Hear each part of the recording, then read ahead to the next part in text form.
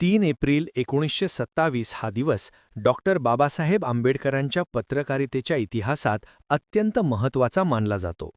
कारण या दिवशी त्यांनी बहिष्कृत भारत या वृत्तपत्राचा पहिला अंक प्रकाशित केला. त्या काळात दलित आणि वंचित समाजावर मोठ्या प्रमाणावर अन्याय, अस्पृश्यता आणि सामाजिक भेदभाव होत होता. परंतु त्यांचे दुःख मांडण्यासाठी स्वतंत्र व्यासपीठ उपलब्ध नव्हते. बाबासाहेबांनी ही गरज ओळखून बहिष्कृत भारत सुरू केले आणि या माध्यमातून त्यांनी समाजातील अन्यायावर स्पष्टपणे प्रकाश टाकला.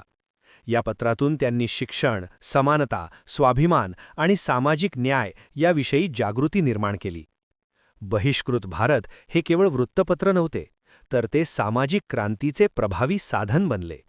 या पत्रामुळे वंचित समाजाला आपला आवाज मिळाला आणि त्यांच्या हक्कांसाठी संघटित होण्याची प्रेरणा मिळाली. बाबासाहेबांच्या या उपक्रमामुळे पत्रकारितेला सामाजिक परिवर्तनाचे स्वरूप मिळाले आणि समाज सुधारणेच्या चळवळीला नवी दिशा प्राप्त झाली.